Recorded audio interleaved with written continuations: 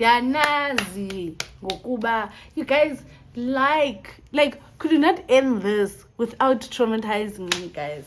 Could you not end it without hurting me? Because you heard her.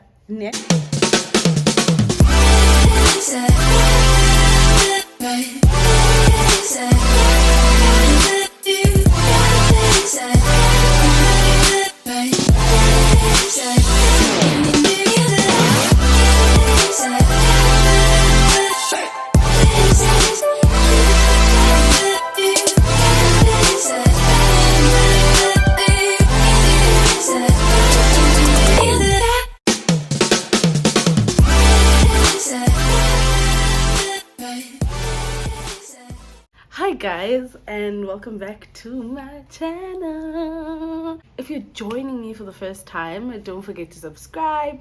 Don't forget to like, share your comments. You know I love to get your feedback and just have a chat, but yeah, so today I am just gonna do a catch-up video.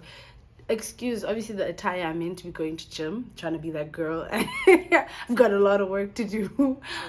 So I've been active on Instagram while I've been away, and on my social networks or whatever, and so on my Instagram I actually asked people to post some questions, right?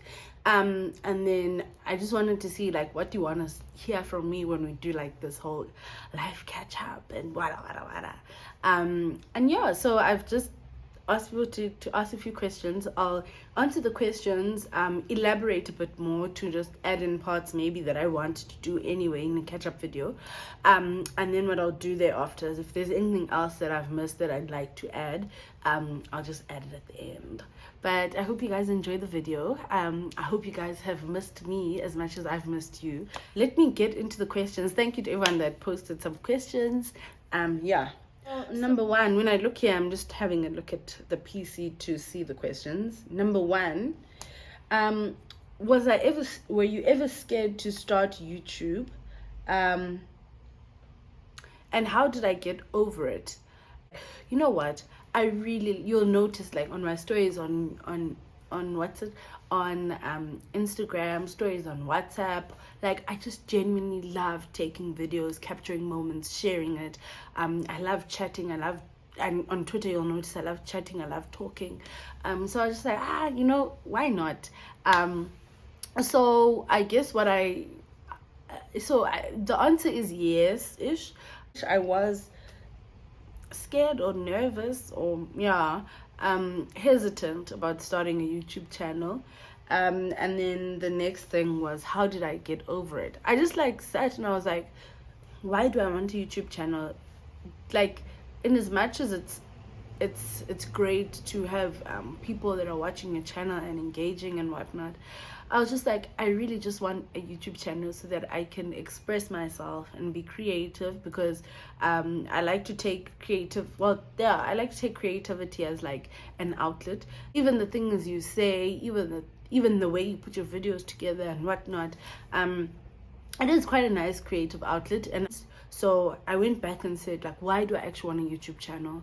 Number one, I wanted to, I guess, share the things that are in my mind and heart and thoughts and things that I love, and that ended up being the main thing, is how does it make you feel, rather than does it validate you or does it validate your content or whatever. So I think the engagement is always oh, somebody else is interested in this thing I'm interested in, and it's not that it's nice because I get to engage with people on things that maybe they've thought about, or things that they care about, or things that they're interested in or whatever. And it's oh, you also think about okay, that's great. How has it been juggling school and work? So for those that don't know, I'm currently working full-time. I was also doing my master's full-time. I might have said it in other videos. And you know what? It's been tough. But okay, so my first two years of working, I was studying and I was also working. So it's a very huge commitment to do both school and work at the same time, because you know what, you enter the year knowing, bah, I'm ready to go through the fire. Like, I'm ready to go through the fire. It means that X, Y, and Z, I might need to sacrifice. It might be sleep, it might be social life, it might be whatever.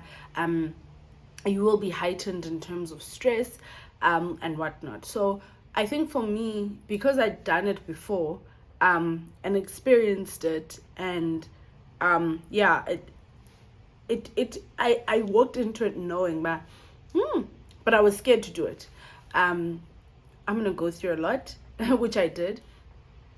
I was more mature in my approach, in the sense that I was studying because I really wanted to study and I really wanted to get the knowledge. And I guess in honors I did, but not as much, right? Like, there was a lot going on, but this time I was like, yo, yes, I really just want to study this thing. Like, I've thoroughly enjoyed my master's year. Like, I've thoroughly enjoyed it, but it's been tough. There were times where I was sleeping like 4 hours a day at a time or whatever, and like, it was ongoing for like months. It was also a very tough year work-wise. I think from a work perspective, this year has been the most demanding.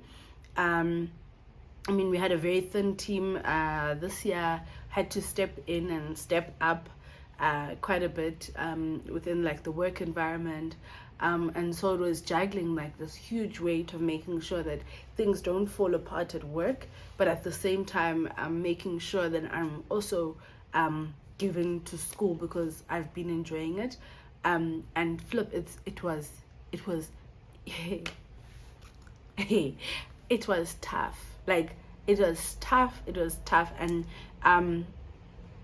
yeah, guys, no, it was tough.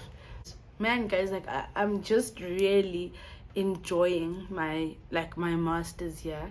And the reason why is because, number one, I never really thought I'd do my master's so soon. Had a lot of doubts about whether I would even do my master's, but a lot of doing my master's this year has been like validating of all of the uphills of undergrad and honors year, where you're just like, yo, do I actually know stuff? So it's been quite validating, and also like it made, like, I'm just like, you're that girl, like, you're that girl that you wanted to be. Like, you can do things and get things done. So yeah, I guess that's what's like. It's been a great year. It's been a great but very, very, very tough and challenging year, but I had no doubt at any point that I was gonna get through it. Like, that's one thing I know. If there's one thing I'm going to do this year, is get through it. So yeah, and I think anybody that's like, if anyone's watching and they're contemplating doing like their post-grad, or doing like their masters or whatever, you know what, do it. It will challenge you. The nice thing is that you meet people that are interested in what you're talking about, and also people that are quite good at the things they do. So it's so easy to pick up in class about, oh, this person's quite good at this, oh, this person, and then outside of class everybody's open to having those interactions and engagements. So I've met so many great people, like in my although it was like virtual and whatever, and we're all like keen to meet each other at some point, like, I've met some really cool people. I think something that Wits does so beautifully is they have like almost all of our lecturers were Black African lecturers, you know, and it's so validating to see people that look like you saying all of the intelligent things that, like, guys, those people are smart. They're professors that do things across the globe, you know, and those people are, you're just like, all of these things that you're like, oh, this is clever. Firstly, you also like share in that because you understand them when they're talking, but also you know that they know so much, and they're Black and they look like you, and some of them have like backgrounds that are similar to yours and whatnot, and even in the classroom you come across these Black excellent people, and you're just like, oh, flip, like Zotina. Yo, guys, if there's one word I could describe my master's year as, is it's been validating. That's exact, like, it's been validating of Black excellence, of my excellence as a Black person and as a woman and as a wada. And like, yeah, guys, like, it's been phenomenal, like tough, tough, but absolutely phenomenal. So what kind of videos do I enjoy filming the most?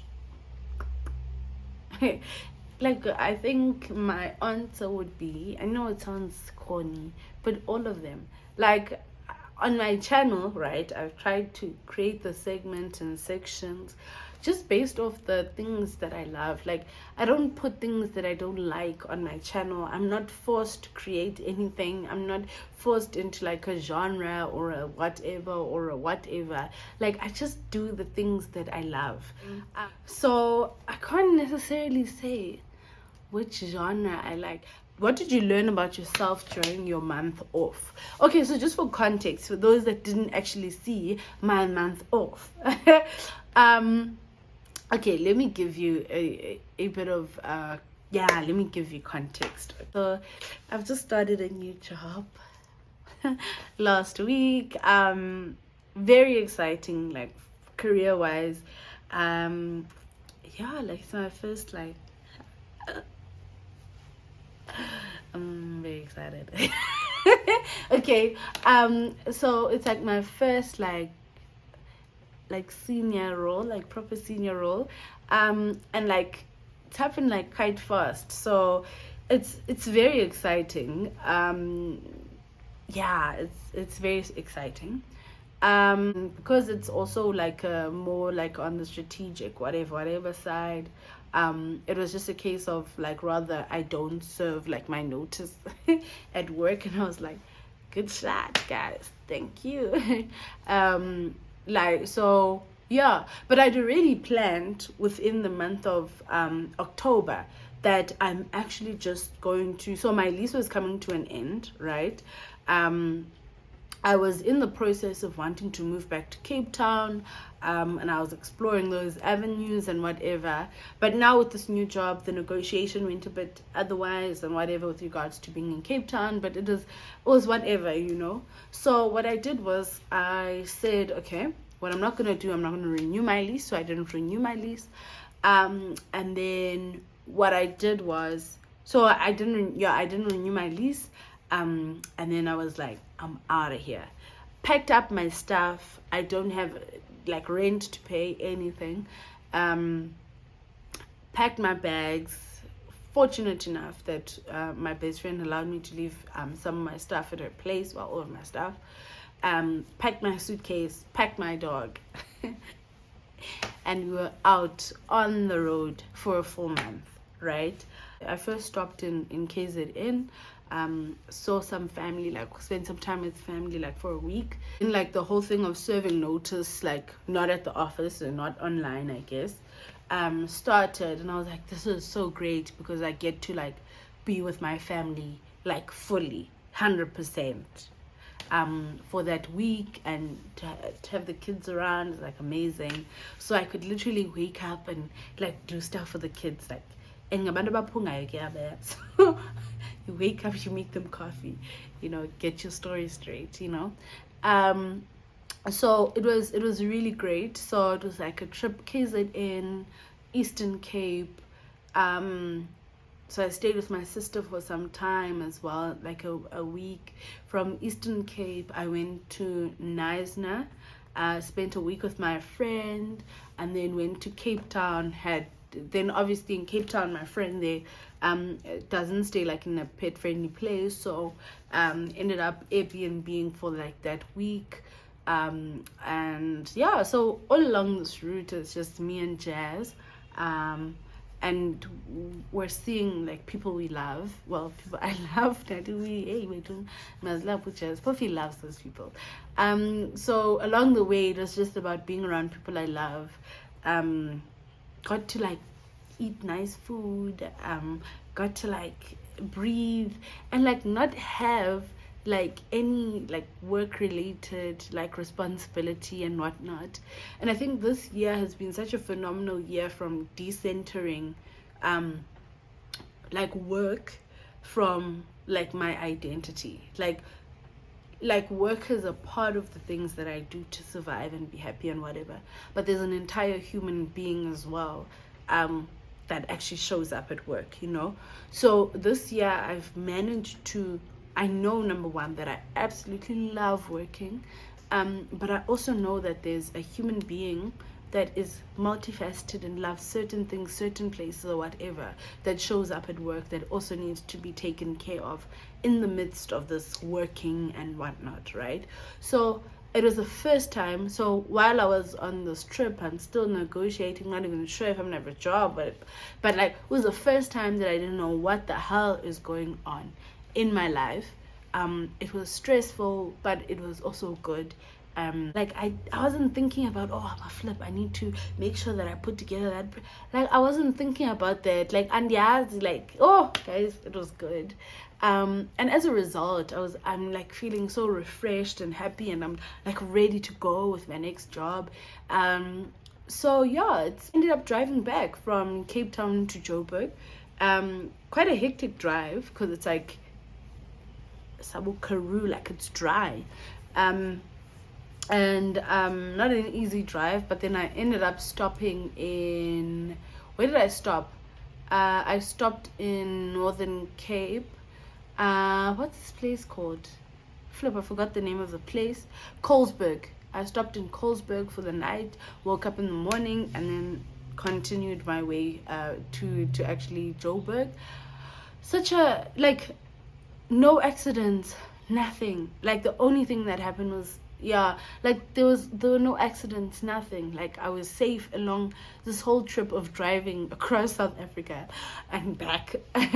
And like, wow, like I'm in awe of the fact that like there's so much like protection in the universe. So yeah, that was really, yeah, it was amazing. So number one, because I wasn't staying in my own space, right?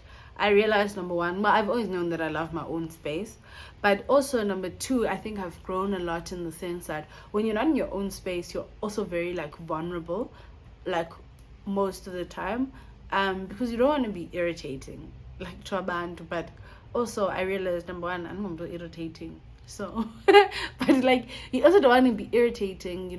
So you also end up feeling a bit like vulnerable at times. Especially when you have your mornings and you're just like stressed and down. Yeah, you sometimes just want to like cage in. And I realized that I can be vulnerable, because I used to think that I'd struggle with being around people for a long time, but I actually don't. I actually like it. And that, yeah, I can drive, hey? I definitely can drive. I learned that I can also be comfortable with discomfort, and that I'm not as bad as what I thought I was with needing like a lot of security and whatever. Like I've learned that I can experience like freedom freely. Having like a week with the children, and like I was just like, yo, I realized that I love, like, it's so nice. I love being nurturing. Like I love children, and like I love nurturing. Like one thing I love doing like at home is like I loved doing with the kids was like making them food, because like I always get to use like these ideas, or like, and like I think I'm quite good with children friendly food. Like I'm like, they love it. Like they come and they chill in the kitchen with me. They're like, oh, what are you making? And my nephew will be like, yo, I was making food today. And I really, really love that, because I like the fact that they're excited about like what I'm gonna make, or me making them food. That's great. And I realized that, Shame, I just genuinely love having kids around, and I love making them feel happy and special. And like a comment that my mom made is that like she's quite shocked at how patient I am. I also think that's something that jazz taught me, because literally I would have no time alone. Like the kids would follow me everywhere. And I think before jazz, I was never used to having anyone or anything follow me everywhere. But like now with jazz, I'm so like patient. I've grown a lot more patient, and I'm okay with like a pet or someone just wanting to be around me. And yeah, I'm okay with that like kind of affection. So yeah, that's something that I learned about me. What's my favorite thing about having jazz? I remember actually having this conversation with someone to say that I've always grown up being quite nurturing in my nature, right? But also when you're younger, you don't necessarily understand how to control or manage a nurturing nature, right? So a lot of the time, I think I did it a lot with like my friends or people. I found myself like mothering people to a point of like discomfort for the next person. With jazz, one thing that is great about having jazz is that I can literally give him, I can't love him enough. Like I can give, because I think with people you sometimes like try and control like how much you do it or whatever. But with jazz, like I can't do it enough. Like I can never do like enough for him. I can never like love him enough. I can never like, and I can just pour myself into like being Jazz's mother or whatever. Also learning as well how to allow him to be independent and to learn things by himself. And like obviously you get nervous around those things because it's like your baby. But I love the fact that I can be wholly me. And that's exactly what he appreciates and loves, is that I can pour as much as possible, and he'll appreciate that. And it's not to say other people don't appreciate it, but people are people, especially when you guys are like the same age or wada. It becomes difficult to contain or manage. And I'm very expressive, yeah, sort of. So I just love that. I can be that. Like I can be Jazz's mom. And I love the fact that like he teaches me so much with like being, number one, affectionate, being responsible. Yeah, and he's also like, I'm also obviously flawed and not perfect, but he's also very accommodating of that, because he's also a being that also needs to be considered and loved and whatever. And yeah, like he makes me laugh. Like there's not a single day that goes by and I haven't laughed. Even on my worst day, like I laugh because there's something weird and wonderful that this guy does. And yeah, so I love everything except for the mess. But I love everything about having Jazz around. I love when I realize that this chap is actually quite happy. Like when people, he also makes me feel good. Like yeah, so it I think he's affirmed a lot of things, that I love to take care of things, and I don't even think he's a distraction. Like he's just, I don't know, he makes me feel happy. Like he's my little thing that's running around, and like I love when I see him like just relaxing, having the time of his life, and I'm like, yeah, I've got a mother. So yeah, I think I love seeing him happy, and I love having him around, and I like, yeah, fussing. Where am I at right now emotionally compared to a year ago? I know where I'm at emotionally, right? And I also I'm gonna expand on this. I know where I'm at emotionally. I'm just trying to remember where I was at last year this time. What's it, November now? Last year November. Hey, I don't remember. I really don't remember where I was at. I was probably just floating, existing. Ooh, or last year November was that time I got scammed by La Boy. Was it? It was around these times, but I was floating last year. So where am I right now emotionally? Ne? I am happy. I'm relieved.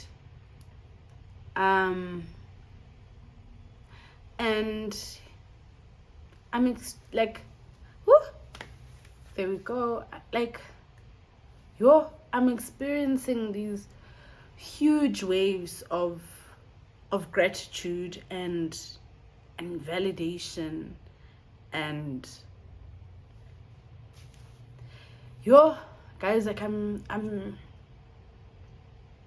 like, I think I'm where I need to be, right?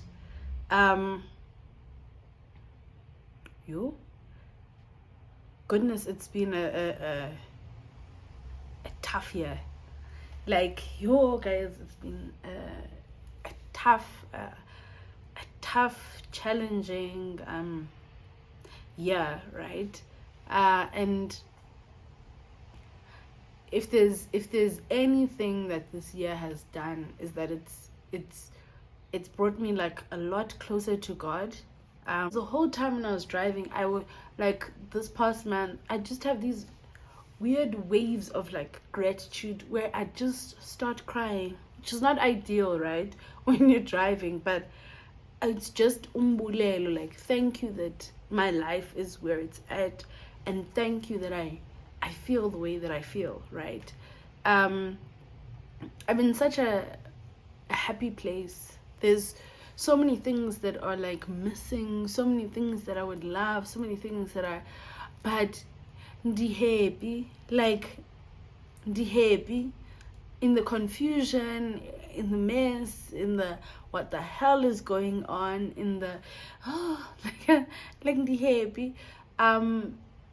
And I've been watching like a lot of Sarah Jakes Roberts, right? Like religiously, especially when I'm in a ditch. If you don't watch Sarah Jakes Roberts, please, like, do yourself the favor. That woman is anointed in ways you cannot imagine. She will lift you out of anything. Like where I'm at right now is I'm at a space of gratitude, contentment, and also I'm feeling like very affirmed regarding like my efforts. So I think from a gratitude perspective, one of the big things I started talking about, the epiphanies that I started having, like when it's another thing about driving like a long distance. You think yourself, like I was thinking, listening to sermons, listening to podcasts, switching it up with music, all of that. It's very nice. So I was thinking about gratitude, right? And one of the big things, and I've shared it with some people in my life, is like I'm learning to be grateful for a change in odds and not just a change in situation, right? So where I'm going with this is that sometimes we only wait for things or events to happen in order for us to feel grateful that things are changing, right? Or things have changed. We're like, oh, okay, I was here, now I'm not here, I'm grateful for the fact that. But what happens like with life is that there's a change in odds as you push forward. So these past few months have been about me moving forward in faith, right?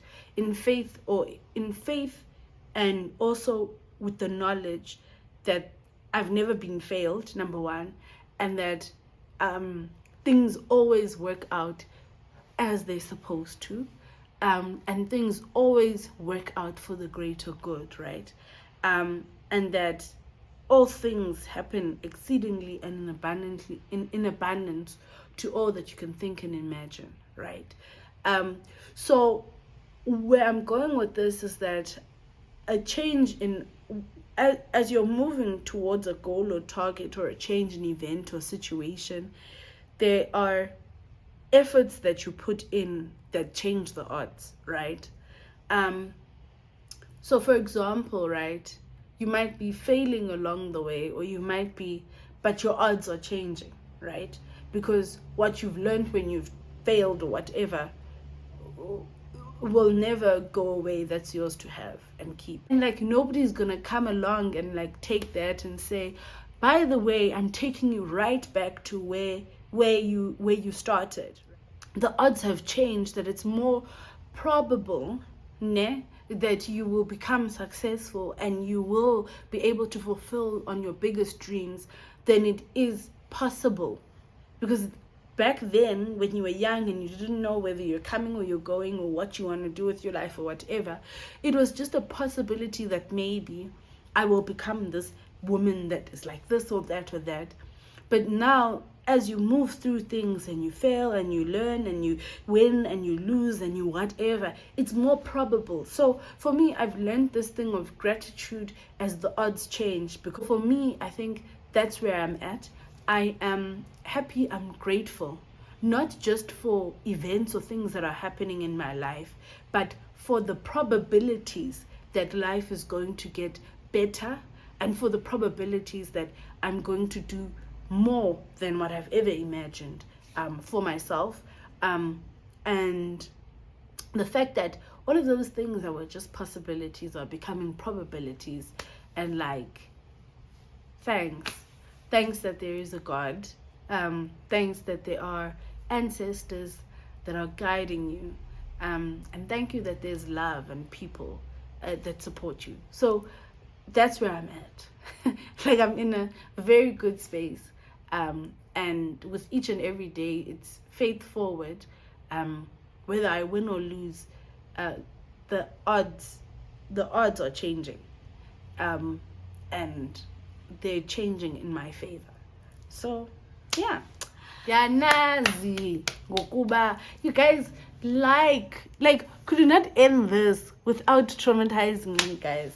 Could you not end it without hurting me? Because you heard her. So next question, and this person knows this answer. Ka, just busy being spicy, is uyajola. Guys, come on, give me guys. Someone terrorize kaloku. The next time you guys ask me these questions, don't block. Because number one, the person that's asking me this question actually knows. I hate her. And I want you to know, girl, but we hate her. One thing about when, again. So the answer is no and jolly. No and jolly.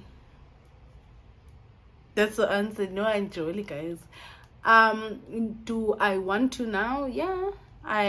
Yes, guys, this jolo dating has always been a development area. Has been a development area for me for quite some time.